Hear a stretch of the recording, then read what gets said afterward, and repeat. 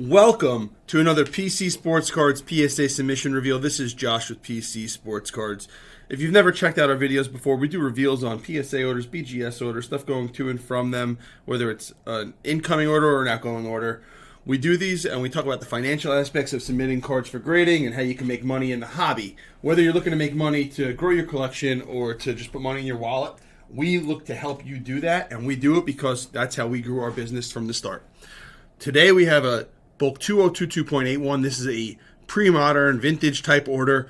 We're not having any financial conversation today. We're just going to go through the cards, see some cool stuff, see what people are sending in. If you like those kinds of videos, hit that subscribe button, click the little bell so you can get alerts.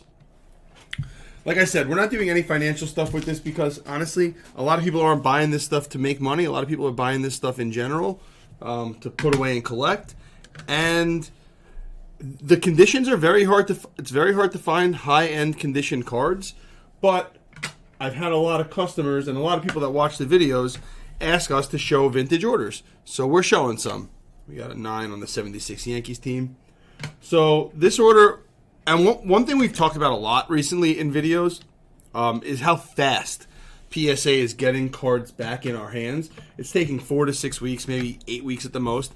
I'll tell you, one of my $1,000 challenge orders is already in QA1 or QA2. I got the email last night from PC Sportscards, so I get all the notifications also. So I think it's actually in QA1 right now, which is awesome. It's flying along. It's been about not even 3 or 4 weeks. Hopefully it gets done quick and I get those cards back and I can sell them. But this order was sent in late November, checked in December, and completed on 3/21. It got here yesterday, so I'm doing the video today. Fred Lynn, and as you can see, this is a really clean-looking card. There's a little surface defect right here. You can probably see it now. Back looks really clean. A little issue on that bottom corner. All in all, a generally clean card. It's just really hard to find them in top grade. These are really well-centered, really nice cards that got 7s, 8s, and 9s. Vintage cards are harder to grade than ultra-modern. It's just the fact of the matter. So, but as you can tell, 3.5 months for this order to come. It's still within the quoted time frame, right? 90 to 120 days. Still within that time frame. Just older orders, vintage orders, take longer for whatever reason. Eckersley, obviously centering is an issue here. So, and I believe all of these cards, not all of them in the order, but this first big chunk of 76 stuff, all of it's going to go to consignment. This customer submitted all of these cards and dropped them all off into the consignment range for $19. It cost us obviously $19. And if you send an order in and you consign every card from that order, we actually give you a 50-cent per card discount, so it goes down to $18.50 a card. I know we don't talk about that a lot, but when you do that, we do give you a discount for consigning all of it as a bonus into your consignment account. So, just a little bit of a motivating factor. And guys, what you could do is if you know you're going to consign cards no matter what the grade is, you could put all those in one order, and the cards you're going to keep all in another order. We will only ship back cards when you have a positive balance. We treat it as one account, not every order. So we'll only ship cards back when you have a positive balance. But it's one way to save a little bit of money every single time you submit cards for grading. So, do you guys like seeing these vintage orders? Do you want to see more ultra modern with the financial conversations? What other information or what other data or how else can we present these that's valuable to you? We want to do we want to make videos that help you, right? We're not looking to do this for us. We're looking to do this for you. And in turn, we hope that you subscribe, you like, you comment, you share these videos with your friends that are in the hobby so they could do the same thing. And the more interaction and the more subscribers and stuff that we get, the more videos that we can make. So I know that we didn't have anything come up yesterday. I had a little bit of a rough weekend personally, and just trying to get back into it right now. So decided to do a video. We have the Q&A today. You may be watching this after the Q&A already happened, so the Q&A will be posted on Instagram as well. I'm actually thinking that we do a dual live Q&A today on Instagram and on YouTube. I'm going to talk to Zach about doing that.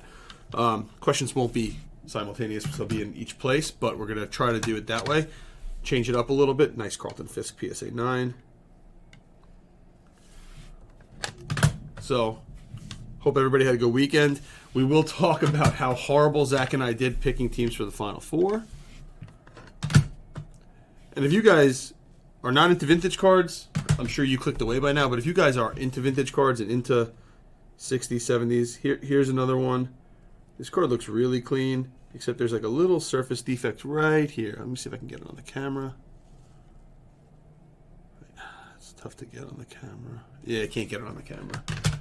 So let me see if I can pull these out. I'm going to start looking a little bit closer at these cards to see if I can find out what the problems are to help you. It's very hard to tell that there's a hairline right here. I was told this is a wrinkle. I call it a crease, but it's a wrinkle because it's only on one side. I don't know. I would always call that a crease, even if it's just on one side. Centering, obviously, here. Lots of Gary Carters.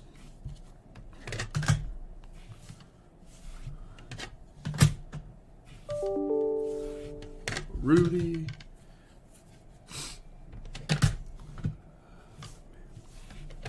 Mike Schmidt. And these were all the right names to grade also, right? Some of the best players of all time in this order. It's amazing, like, I see the centering being terrible, and this got an 8. And then something that's well-centered also will get an 8. And it's so hard to tell the difference. That's why when customers ask about vintage cards, I tell them, like, there's no, like, to me, you look at these plainly, and they look exactly the same, right? See if I can find any differences. Color looks the same. Centering looks the same. Back centering looks the same. That's why it's a real skill to be able to tell the difference between 7s, 8s, 9s, and 10s when it comes to vintage cards. And a lot of people can't do it. I'm turning 40 in April. And a lot of my friends are like, oh, I have these cards and they're in perfect condition. Then I get them like, guys, these are 5s to 7s. Like, no way, look at this. And then it can be as simple as the centering being bad, like on the Sutton. So, it's crazy how close all of these cards are when it comes to looking at them. I used to walk around with, in my car, I would drive around and I'd have a 7, 8, 9, and 10 of the same exact card from 1983 Topps.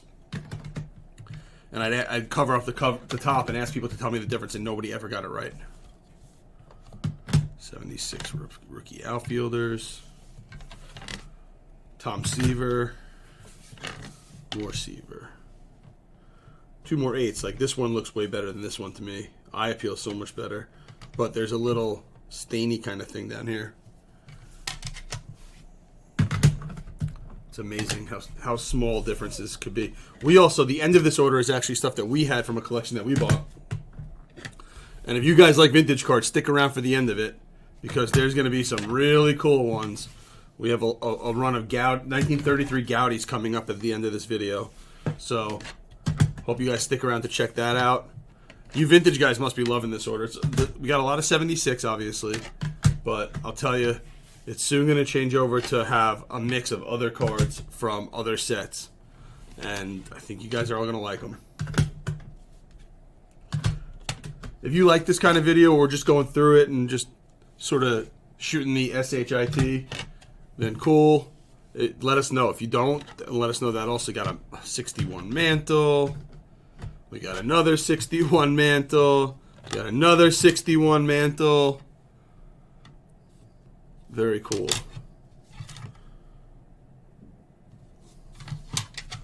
Not many differences to get a 3, 4, and 5 on those cards. 58 Mays times 2.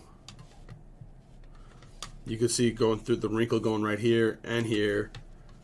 Relatively the same. Like, look at that. Without knowing that, those cards look very similar.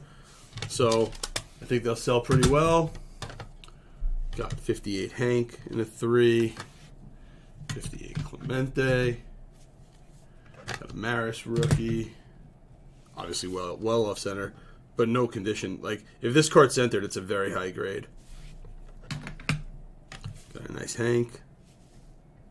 Can see the wrinkles going through it, creases going through it, right? Goes through on both sides. 56 Mays. 61 Mays. 60 Maze. Love it. Love seeing vintage orders. 61 Clemente. Nice looking 2 here. Really well centered. Obviously rounded edge, rounded corners, but really well centered. 52 Clemente. Stan the Man. I mean, talk about all the Hall of Famers in this submission.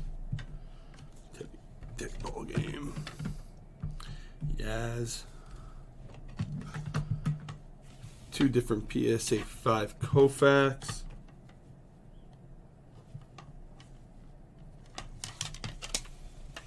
I love this order. This is fun. It's crazy how different cards are now than they were then. Ernie Banks. Vintage cards are so much more like art. Maris. Marichal.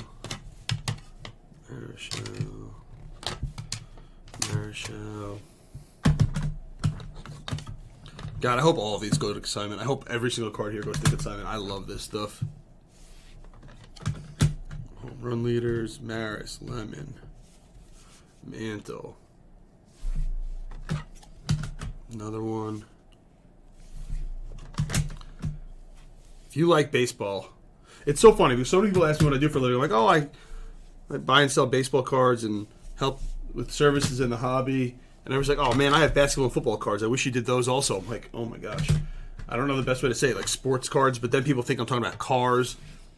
So it's a weird conversation every single time. Frank Robinson.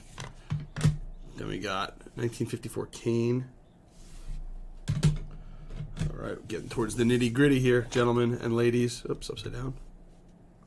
These are cool. And then I see stuff like this, which I've never seen before. Talk about the first racing cards.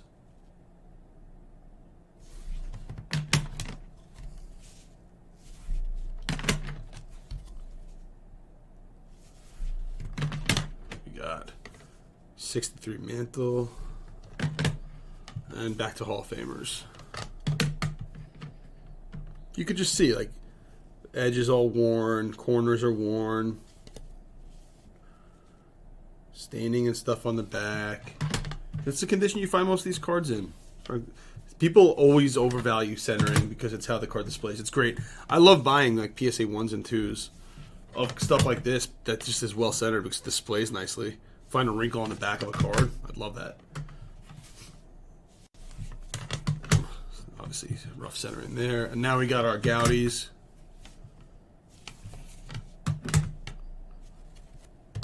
Which will all be on eBay at some point. We just figured get them all graded, guarantee the condition, guarantee the authenticity of them, even if they had creases going through them. We just wanted to get them all graded. We figured it looks better that way. Joe Cronin. So this has the MK qualifier for a mark because of the stamp kind of thing in the back. Andy Cohen, not a relative of mine.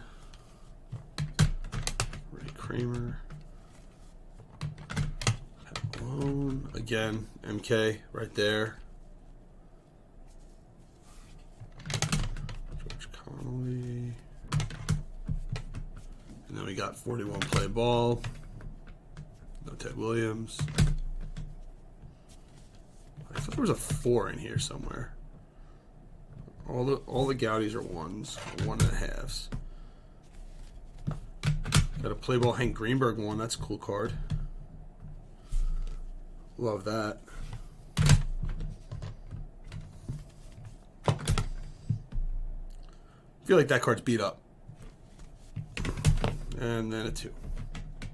All right, ladies and gentlemen. Thank you so much for watching. I hope you guys enjoyed seeing the vintage stuff. We got some more videos coming up all week. We'll have the live Q&A later today. You might catch us after the live Q&A is done. And a lot of other fun stuff going on. $1,000 challenge. Like I said, we have some cards that are in the quality check already. I just bought the last stuff that I'm going to buy for the challenge. Gonna sell some stuff because I went a little bit over budget by like $30. So I'm gonna sell some stuff to make up for it, to make sure that I have the money there. And that's gonna be the last stuff that I buy. And I'll go over that when it comes in later this week. So thank you so much for watching. Look forward to doing more.